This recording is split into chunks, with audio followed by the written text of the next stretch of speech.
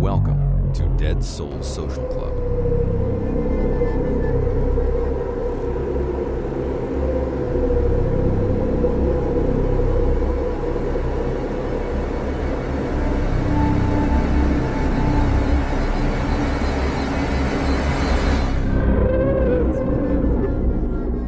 This audio presentation contains graphic details of death, violence, and controversial subject matter. Listener discretion is strongly advised. From Dead Souls Media, this is Die Glocke, Nazi Wunderwaffe. I'm Jamie Black, a researcher and psychologist, and I'll be your host for tonight. In part 2 of our Hitler series, I briefly mentioned Die Glocke, a Nazi secret project from the 1940s that remains shrouded in secrecy to this very day. Well, I had quite a few messages about this subject, so I wanted to produce an episode that dug a little deeper into the mystery. Well, this is that episode. I also had a listener reach out in person to share his enthusiasm for this subject, so Tom, this is for you, my friend. An Einstein-Rosen bridge is, in simplistic terms, a wormhole. Professor of Theoretical Physics at the City College of New York and the SUNY Graduate Center, Mikio Kaku, commented in 2015 that wormholes are taken very seriously indeed. They seem like the stuff of science fiction. We have seen them in Marvel movies, Interstellar, Doctor Who, and dozens of other out-there fables. But the reality is that mathematically, wormholes have been proven to be entirely factual and a very real phenomenon. They exist, and they've been extrapolated mathematically from Albert Einstein's general theory of relativity, which he published in 1915, 110 years ago, so a long while back. Now, the general theory of relativity is somewhat at odds with quantum mechanics and quantum physics. They essentially don't quite play together in their entirety. So when you talk about the grand unified theory, so what I'm essentially discussing here is to scientifically and mathematically break down everything on the quantum level. So with that, the grand unified theory of everything must account for all the forces that are known to exist. But the problem scientists currently have is that gravity, which can be mathematically predicted, but at the same time doesn't seem to exist on a provable spectrum. But obviously we know it's there. Then there is time. It does not explain time either. So ergo, if it doesn't explain everything, it's not a grand unified theory of everything. So there is more work to do. Now, here's another thing about the general theory of relativity. And bear with me, I'm trying to explain all of this in the most basic of layman's terms. On January the 8th, 2017, what was considered the biggest scientific breakthrough in quite some time happened. Well, that was the proof of the existence of gravitational waves being discovered. Do you remember that? It was fairly big news in science circles at the time, and even made the mainstream news cycles if I remember correctly. There was no scientific proof of gravitational waves up until that point. We suspected they existed, sure, but it was just conjecture. It was pretty amazing when you consider that Einstein theorized those waves back in 1915. Well, Einstein's theory of general relativity can be tested thoroughly now. The reason I'm pointing this out is because I wanted to make it clear that even the idea of a wormhole that seems really exotic is actually firmly based in science and fact, and that's an important thing to consider in this episode. I believe it was the British physicist Michael Faraday that realised that if you compress gas into a tube and then let it expand, then it will get cold. That's essentially the basis for modern refrigeration. You see, you have a compressor which contains Freon gas, and the refrigerator motor compresses that in shifts, thus allowing the gas to expand, meaning it gets colder and chills the fridge. So that's really how that works. Now Faraday, when he discovered how gas behaved upon compression, well, he wasn't able to explain it through mathematical equation. For the most part, Faraday wasn't very good at math, In fact, he was famously stated to be mathematically illiterate. I totally sympathise with him. I hate math too. But just because Faraday couldn't prove his gas compression theory mathematically didn't mean that he wasn't taken seriously and that the theory wasn't considered factual. Well, we don't have a machine that can generate wormholes currently, but that doesn't mean they don't exist. We know they're out there. Which brings us full circle back to Professor Mikio Kaku, who explains in his 2021 book titled The God Equation, The Quest for the Theory of Everything, that we exist in a multiverse. He explains this whilst using string theory, which suggests infinite universes exist as membranes in higher dimensions, with our universe being one of these vibrating membranes. Electrons jump between these membranes, which potentially explains phenomena like dark matter and offering pathways through black holes to other dimensions of reality. Not to mention the possibility for explaining much of the unexplained phenomena that we discuss on this show. Brian Greene, John Ellis, Roger Penrose, Brian Cox, and a multitude of other notable physicists also share this view based on what string theory tells us. The experts take it very seriously, because the idea is that if our universe is just one so-called bubble, sitting amongst an infinite number of bubbles, and we live on the skin of said bubble, then it's theoretically just a short hop through a tube into the next universe or bubble, right? Which is another reality, another existence, or another dimension, however you want to phrase it. But here's the tricky thing about wormholes.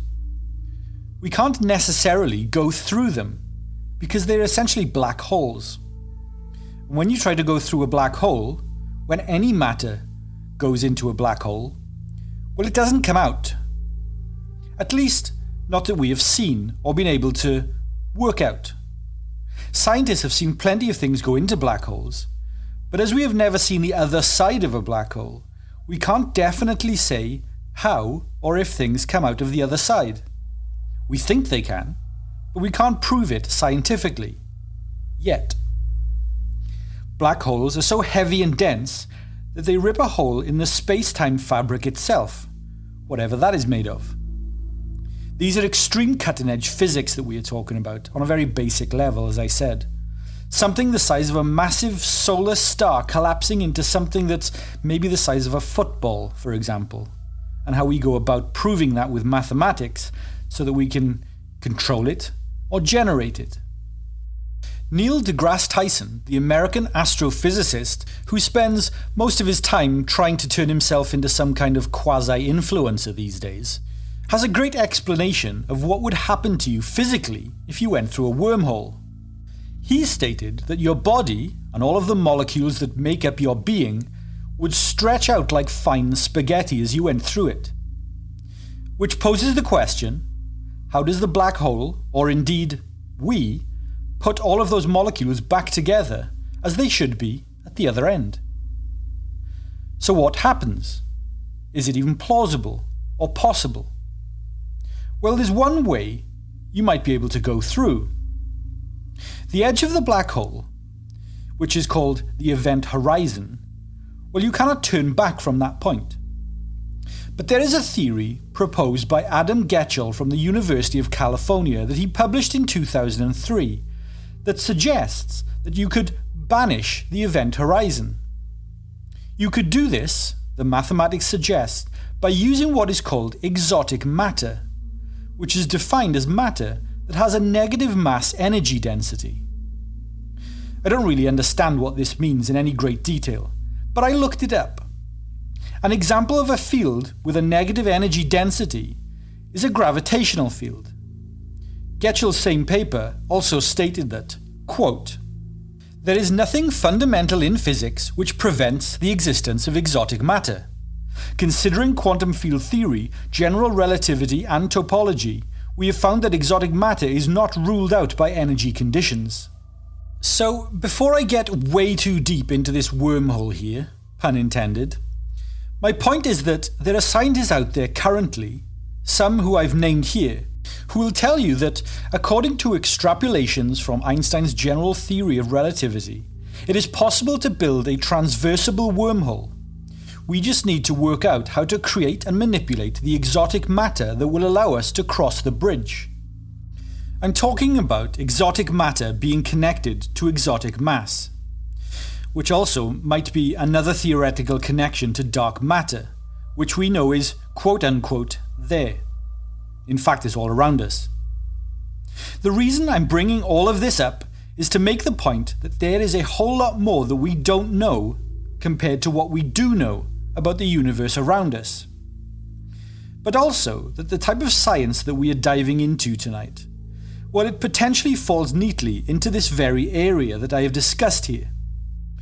And I guess I just wanted to remind you guys that there was a time when people were convinced the world was flat, and some still are. And also a time when people also thought that the sun revolved around the earth. So I just want you to keep in mind that just because you haven't seen proof of something yourself yet, well, that doesn't mean that it definitely doesn't exist. But also, before you rule something out as science fiction, remember that there is a considerable amount of science fact, and also many current great thinkers who now postulate that what we are about to discuss is actually scientific reality.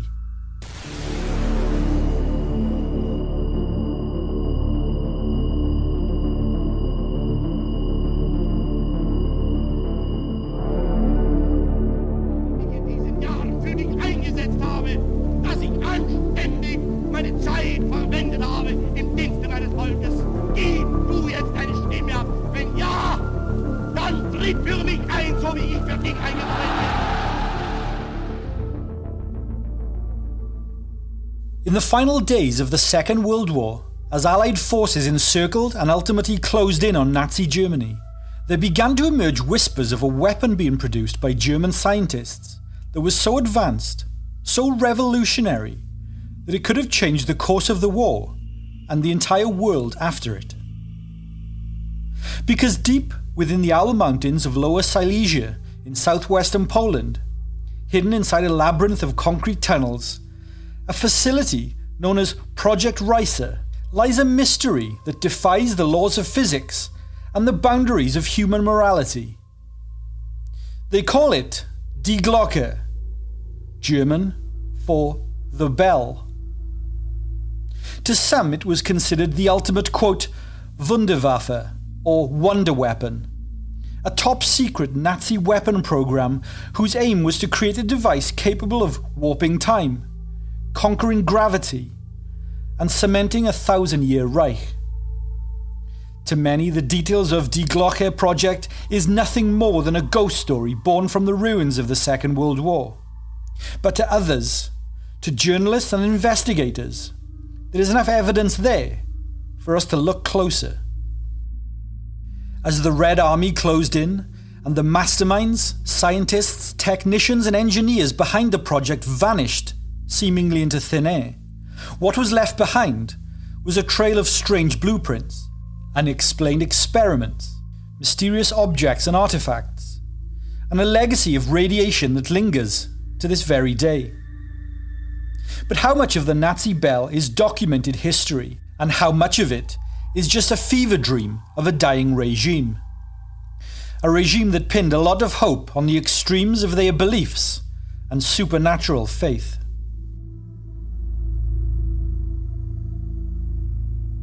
Tonight, we descend into the concrete darkness to ring a bell that was never meant to be heard. Some of you might consider tonight's episode to be nothing more than rumours and legend born out of the Second World War, pseudoscience and mythical hubbub. Though some of you will consider it a closely guarded and scientific secret that has been kept under wraps for more than 80 years. Tonight's episode sounds like something from an Indiana Jones movie. So let's crack that whip and get down to business. But before I get ahead of myself, let's start at the very beginning, an overview, if you will. In what is now Poland, the Nazis allegedly conducted experiments on a device known as Die Glocke, the bell. This is the story of one of history's most enigmatic and controversial technological mysteries.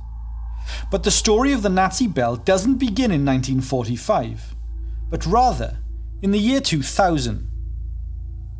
Polish military journalist and author Igor Witkowski published a book titled, quote, Prawda und Wunderwaffe, or The Truth About the Wonder Weapon.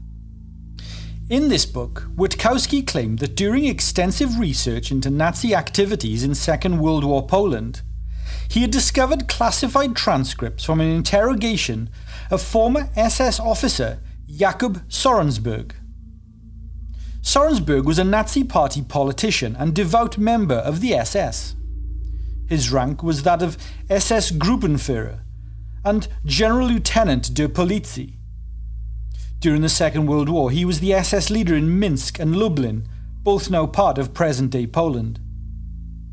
Sorensberg oversaw Operation Harvest Festival, which resulted in the deaths of between 40 to 43,000 Jews. He would stand trial in Poland after the war, where he was convicted of war crimes, and in 1950 was subsequently sentenced to death, following which he was executed in December of 1952. Witkowski, through extensive research into many then unseen Polish secret war archives, discovered lengthy interrogation documents related to Sorensberg after his arrest. These documents reveal the existence of a top-secret project conducted under the codename Kronos, or Lantern Bearer. Now, a small side note here. In ancient Greek religion and mythology, Kronos was the leader and youngest of the Titans, the deities who preceded the Olympians. They were the children of Gaia and Uranus, the personification of the earth and the sky. Kronos overthrew his own father Uranus and ruled during the Golden Age until he suffered a similar fate and was overthrown by his own son Zeus, where he was subsequently imprisoned in Tartarus, the deep abyss would be the dungeon of torment and suffering for the Titans. Kronos is also the personification of time in Greek mythology. Kronos, as the personification of time, is frequently confused with the Titan, though they are separate entities. During the Renaissance between the 14th to 17th centuries, the iconography of Father Time wielding the harvesting scythe became widespread and commonplace for Kronos. Greco-Roman mosaics depict him as a man turning the zodiac wheel. He is a symbol of cyclical time, most often portrayed as an old callous man with a thick grey beard, personifying the destructive and stifling aspects of time. I think both depictions of Kronos are important here. Anyway, the Nazi Kronos project centered around a large bell-shaped device that was being developed in an underground research facility known as Der Riese. This was near the huge Wenceslas mines in the Owl Mountains. The location was perfect for such a clandestine operation. The Owl Mountains were already home to a vast network of underground complexes, part of the Nazi secret Der Riese facility. The rugged terrain, combined with the existing tunnel systems, provided the perfect cover for the Third Reich's most sensitive research. But what exactly was this bell-shaped device, and why has it captured the imagination of researchers, conspiracy theorists, and historians for over 2 decades? Well, to understand the Nazi bell, we must first understand the desperate situation that Germany found itself in during the final years of the war. You see, by 1943, the tide of World War II had turned against Nazi Germany. They defeated Stalingrad, the Allied invasion of Italy, and the relentless bombing campaigns over German cities by British and American air forces made it clear that conventional warfare would not secure victory for the Nazis. In response, and perhaps in an element of desperation, the Nazi regime poured enormous resources into developing what they referred to as, quote, Wunderwaffe, or wonder weapons, exotic and unconventional weaponry that would hopefully turn the tide for the Germans. These were not simply fantasies or propaganda exercises. The Germans made real breakthroughs, far more advanced than their adversaries and decades ahead of other nations at the time. Examples being the V-1 flying bomb, the V-2 ballistic missile, the Messerschmitt Me-262 jet fighter, the heliobeam orbital laser weapon, suborbital rocket bomber, and even designs for intercontinental ballistic missiles to support their advanced nuclear weapon program, or Uranverein.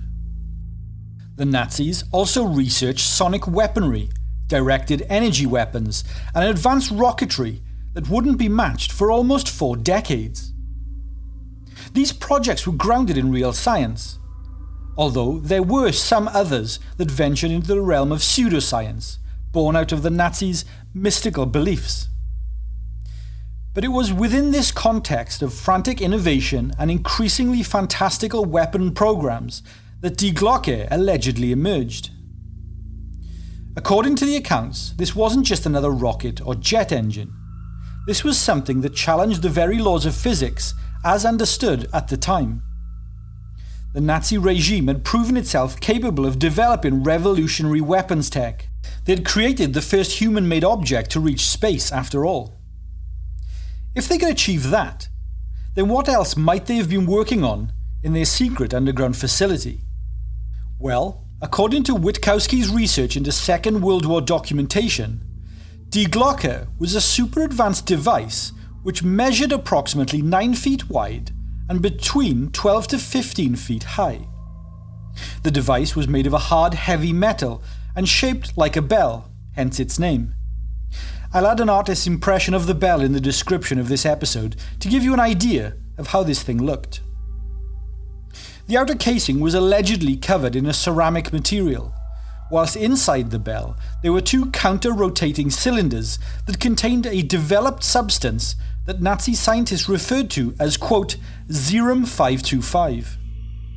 The substance was said to be a sort of violet-coloured mercury-like liquid, which was said to be highly radioactive, unstable, and extremely dangerous.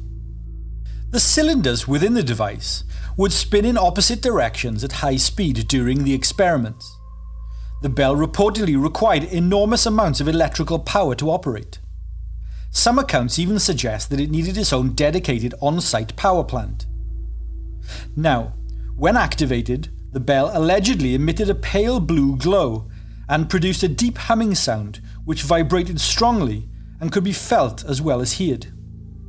The area around it would become freezing cold, and a strange crystalline substance would form on nearby surfaces. But perhaps the most disturbing and intriguing aspects of the Bell experiments were the effects that the device had on living tissue. According to the documents which Witkowski discovered, the first test subjects within the program development were plants and animals, and the results were horrific. Test subjects, it's documented, would decompose into a black slime-like substance within hours of exposure. Scientifically speaking, we know that extreme chemical reaction involving concentrated sulfuric acid and highly radioactive substances like uranium can act as a powerful dehydrating agent. When they react with carbohydrates like sugar or living cells, it removes water molecules, leaving behind a black, carbon-rich mass if water is present. Later experiments allegedly involved human test subjects, prisoners from nearby concentration camps forced into experimentation. At least 5 of the scientists working on the project were documented to have died during the experiments. The official cause of death varied, but all seemed to relate to exposure to whatever radiation or energy the bell was producing. The bell was allegedly tested in a specially constructed chamber. The walls were lined with ceramic tiles, and the floor was designed for easy drainage, presumably to wash away the remains of failed experiments after each test. The chamber had to be thoroughly cleaned and the tiles often replaced after each test. So what was Die Glocke supposed to do? What was the machine? This is where the story enters truly speculative territory, as none of the discovered documentation discusses this in any great detail, and no ex-Nazi has come forward since Sporrensburg and revealed the program's secrets.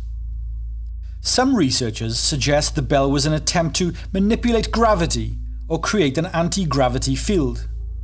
Others propose it was experimenting with time dilation or even time travel. The program's codename hints at that. The theoretical basis for these claims often references the work of legitimate physicists from the era of the 1920s and 1930s. Scientists like Hermann Oberth and Burkhard Heim were known to have been exploring exotic physics concepts. Einstein's theories of relativity had opened up new possibilities for understanding space and time. So could the Nazis have been attempting to weaponize these theories? Utilizing this science to get an upper hand in the war, perhaps? Some proponents of the Nazi bell story point to a controversial physics concept called the torsion field or spin field theory. In this theory, rotating masses or electromagnetic fields could produce gravitational effects. Thus, the counter-rotating cylinders filled with a heavy mercury-like substance could theoretically create such fields. You see, mercury has unique properties. It's an extremely dense, electrically conductive liquid metal, which has unusual quantum mechanical characteristics. Some researchers have suggested that Cerium-525 might have been a mercury isotope or a developed mercury compound mixed with radioactive elements. I reiterate that this is pure speculation, however. Another theory suggests that the bell was a particle accelerator, or a device for studying high-energy physics. A particle accelerator, like the Large Hadron Collider at CERN, is a machine which uses electromagnetic fields to propel charged particles to near light speed. By doing so, they can smash the particles into targets or other particles. In doing so, they can create new particles for use in medicine, industrial manufacturing, and also weaponry. Some particle beam weapons now have practical applications as an anti-ballistic missile defense and detection system. But they've now been developed for use as so-called particle accelerator guns, ion cannons, proton beams, or lightning rays. As of publishing this episode in December 2025, it's known that China, France, Germany, the United Kingdom, Russia, and the United States all have particle accelerator weapons in use by their militaries. The 1940s saw the birth of particle physics as a field of research. The Nazis certainly had talented physicists, some of the best in the world at the time in actual fact. These physicists included several Nobel laureates who remained in Germany during the war. Following the war, Operation Paperclip moved around 1,600 German scientists, technicians and engineers to the United States to work for the US defense and research sector. Many current mainstream physicists and historians are deeply skeptical of these theories proposed as the likely purpose of the bell. The energy requirements described for the bell seem impossibly high for the 1940s, and they state that the effects attributed to it, gravity manipulation and time dilation, remain beyond our capabilities now, 8 decades later. Yet believers counter these arguments. But what if the Nazis had made a breakthrough? What if they had stumbled upon some principle of physics that we still don't fully understand today? After all, they did create the world's first practical jet fighter and ballistic missile. They had developed the first helicopter, the first high-powered electron microscope, and various advancements in the field of medicine. Yes, much of the research was completed through illicit means such as slave labour and human experimentation, but the science and advancements were made. Much of their discoveries and science remains in use today. The United States space program was built on Nazi rocket science and overseen by ex-Nazi scientists, such as former members of the SS Werner von Braun and Kurt Diebers, who became director of NASA's Launch Operations Center, and Nazi science officer Bernhard Tessmann, who became deputy director of the test division at NASA. Perhaps the bell was another such leap forward, one that was lost when the facility was destroyed and the scientists disappeared. In fact, many of the underground research tunnels were said to have been destroyed or sealed off as the Nazis evacuated when the Red Army advanced. There is speculation that many of the scientists and technicians who worked on the bell were sealed into the tunnels, forever destroying all knowledge of their scientific discoveries. But to understand the Nazi bell story, we must examine the location where it was allegedly housed. The Wenceslas mine and the Darysa complex in the Al Mountains of Lower Silesia in Poland. Well, the Darysa project was very real. We have firm evidence of that and of the installation. Starting in 1943, the Nazis began constructing a massive underground complex in this region. The project employed thousands of forced labourers from nearby concentration camps, including prisoners from the now notorious Gross Rosen camp.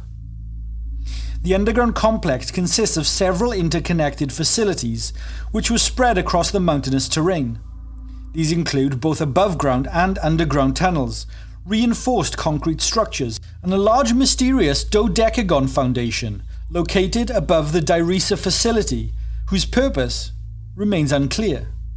I will add an image of this structure in the description of this episode. It still stands to this day. The structure, known locally as, quote, Muchalapka, or fly trap, is located near the village of Ludwikowice Kowalskie in Silesia.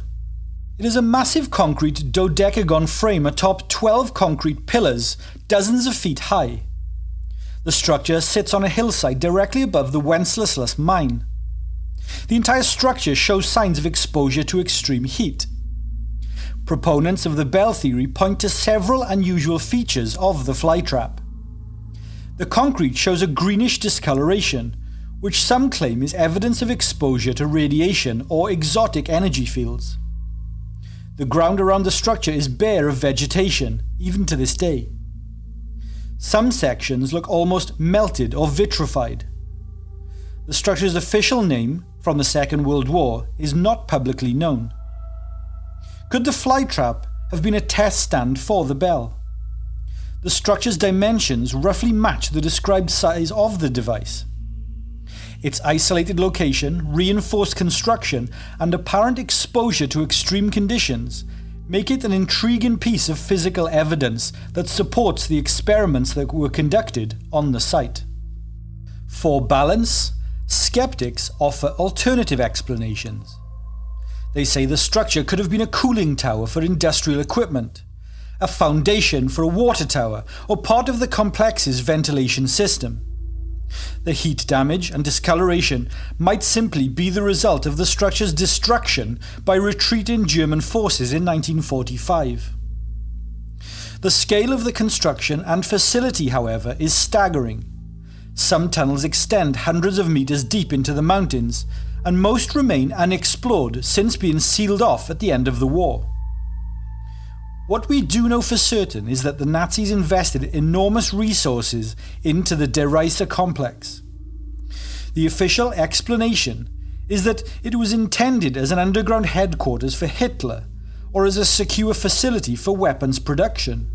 It's worth mentioning that Hitler never visited the location in person. Much about the complex remains mysterious, and as I stated, large sections have never been explored. Every advanced weapons program needs brilliant minds behind it, and the Nazi bell was supposedly no exception.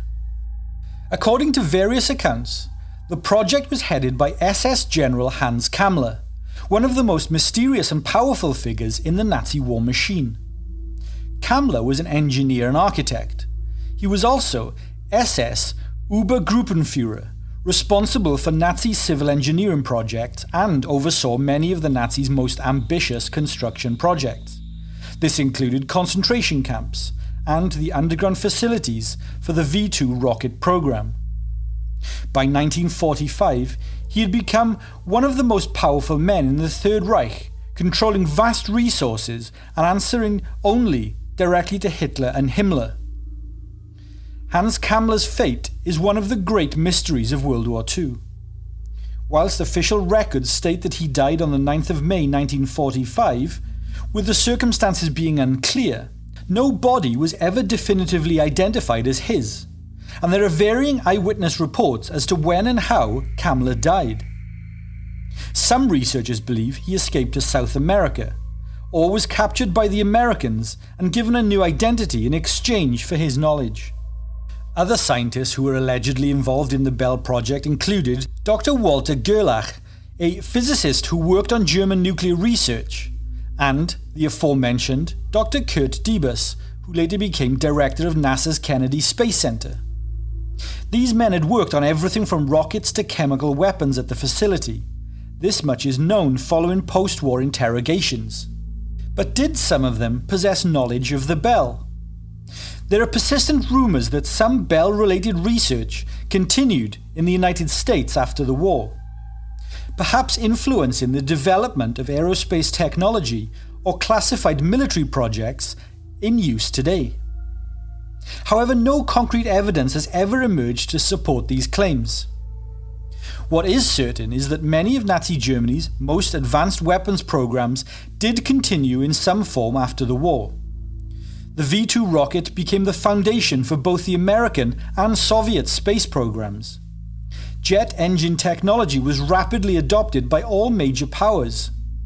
So if the Bell was real, it would have been among the most prized spoils of the war. By early 1945, Nazi Germany was collapsing.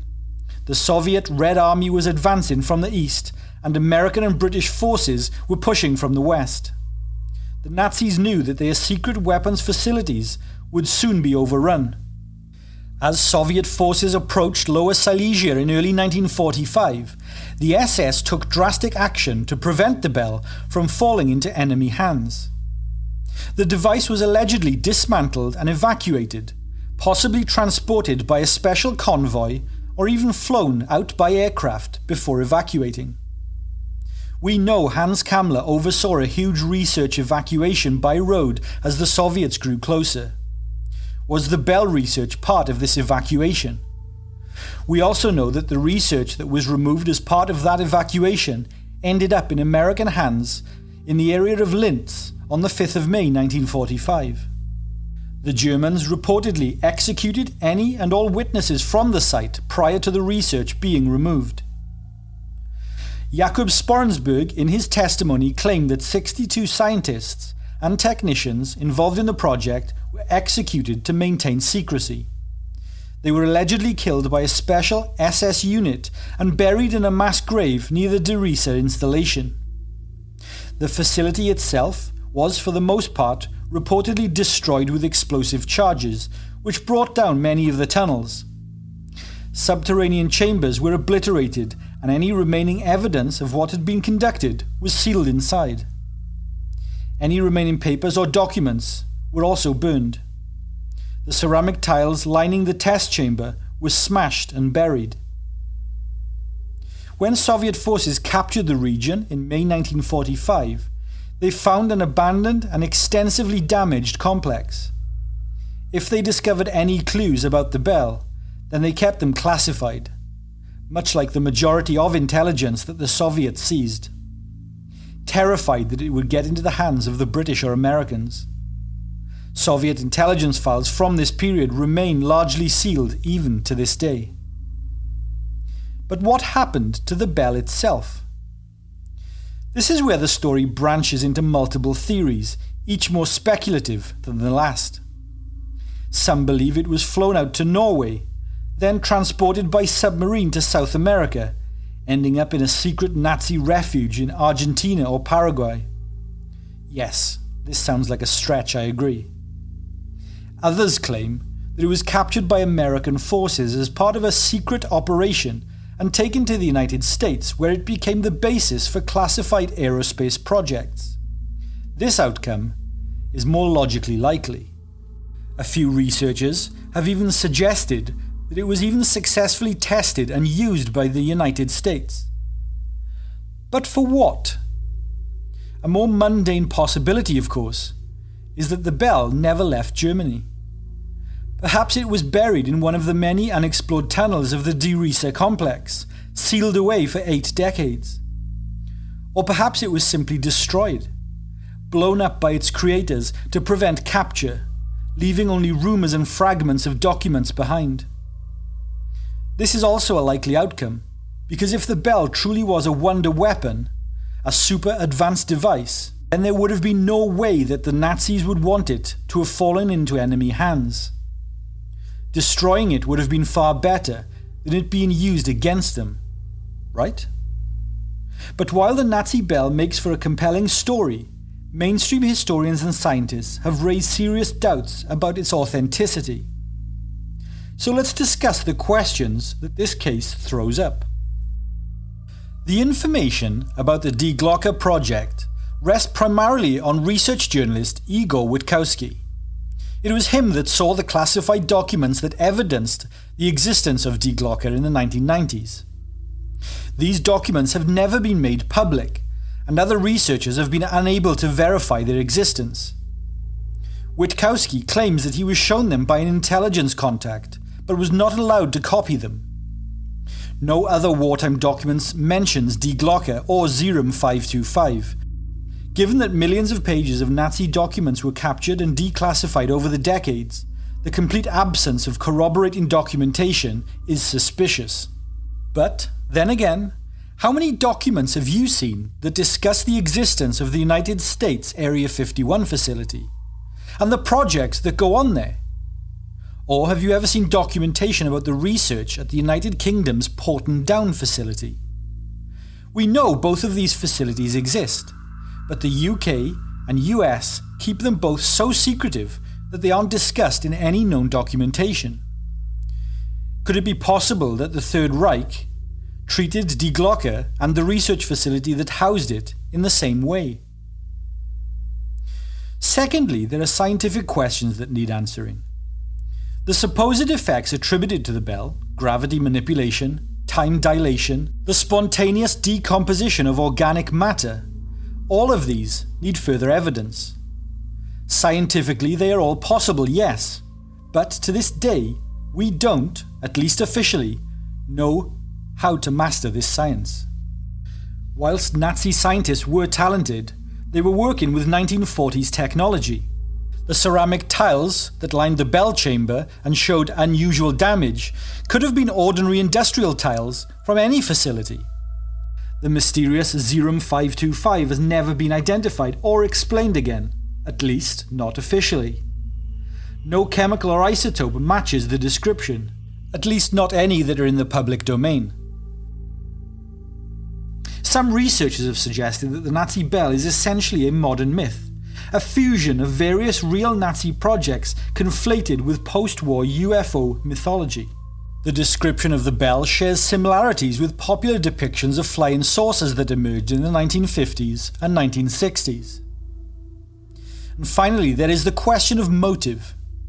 Why would the Nazis invest massive resources in such an exotic and unproven technology when they desperately needed conventional weapons? By 1943, Germany was in desperate need of tanks, aircraft and ammunition, not experimental physics projects with no clear military application. But, despite these glaring issues, the Bell story persists. Perhaps because it touches on something deeper. Our fascination with lost technology, secret history, and the idea that there might be more to the past than we've been told. But it also adds to the mythology of the Nazis as a distant and terrifying foe, an enemy the world could unite behind, an ultimate evil. But whether real or mythical, the Nazi bell has left an indelible mark on popular culture and alternative history since Witkowski's book was published in 2000. Die Glocke has featured in countless documentaries, books, video games and movies. The bell appears in television shows, particularly those on cable channels devoted to mysteries and conspiracies. They have produced numerous documentaries about the Nazi bell. These programs typically present the story as an unsolved mystery, interviewing believers and skeptics and visiting the actual sites of the research facility in Poland. The sites themselves have become tourist attractions. The Owl Mountains and the Derisa complex draw visitors interested in Second World War history, urban explorers, and mysterious Nazi projects. Local guides offer tours of the tunnels and tell stories about the Bell experiments. The bell has also sparked serious research by some investigators and journalists. Other more mainstream academics generally dismiss the story, but conduct no research to counter the research that supports the history surrounding the experiments that went on at the Owl Mountains. Skeptics offer more dismissal due to their reluctance to believe. A small community of researchers continue to dig through archives, interview witnesses, and explore the physical site, looking for evidence. Some researchers have connected the bell to UFO phenomena, suggesting that if the device was real, it might have been an early attempt at anti-gravity propulsion. They point to reports of unusual flying objects seen over Germany in the final months of the war, and to post-war UFO sightings in the United States that some claim may have actually been tests or captured Nazi technology. The story has even influenced discussions about current military technology. When the US government acknowledged the existence of UFO encounters by military personnel in recent years, some immediately speculated about connections to recovered Nazi technology, like the bell. So, what are we to make of the Nazi bell? Do you believe in the details uncovered, and that Nazi scientists were testing something more advanced than we can imagine? Or do you think the researchers are jumping to fantastic conclusions based on minimal information and evidence? After examining the evidence, the testimonies and the theories, we're left with more questions than answers, sure. But isn't that always the case for the subjects that we discuss on this podcast? For believers, the bell represents one of history's great cover-ups, proof that the Nazis were far more advanced than we have been told, and that powerful secrets remain buried in classified files or hidden in unexplored tunnels and facilities. Are these patterns to be seen in the evidence? The real construction projects, the missing scientists, the unusual structures, and the persistent rumours that have endured for decades? There's no smoke without fire, after all. Is this story smouldering quietly in the darkness?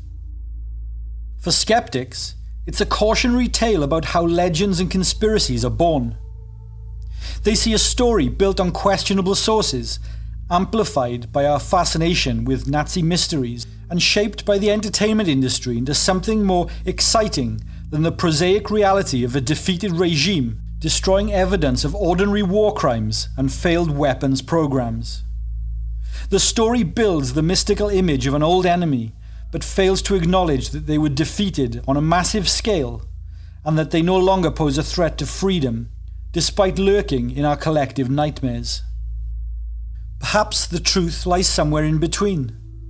Maybe there was a project called Die Glocke, perhaps a conventional physics experiment or weapons test that took on legendary proportions through a combination of secrecy.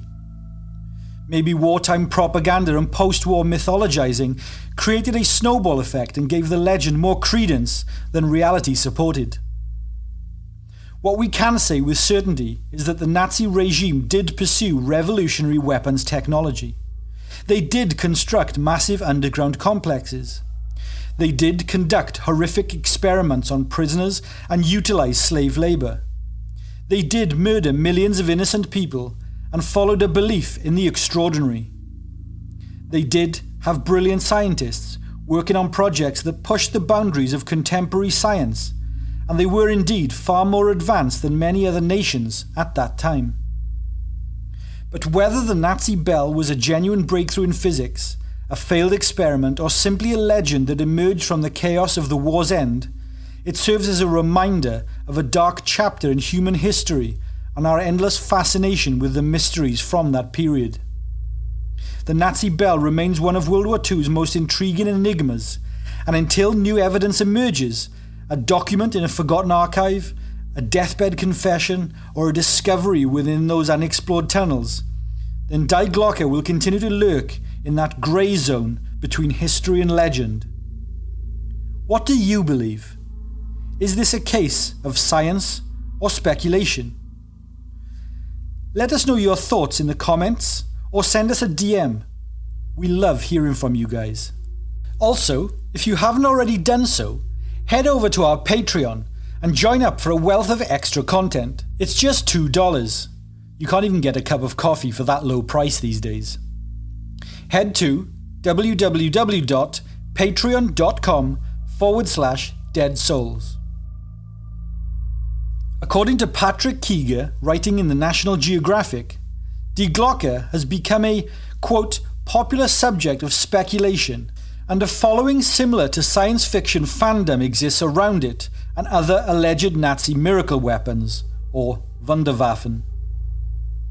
Mainstream reviewers, such as former aerospace scientist David Mithra, express his skepticism that such a device ever actually existed. But since it was first described by Igor Witkowski, it has later been popularized and further researched by military journalist and author Nick Cook, as well as the investigative writer Joseph P. Farrell. Farrell, who has publicly associated it with Nazi occultism, anti-gravity, and free energy research. The truth, as always, is still out there, waiting to be discovered. Or perhaps the truth was destroyed in 1945, and all that remains are echoes, rumours, and whispers of a weapon of mass destruction that may never have existed at all. Good night, everyone.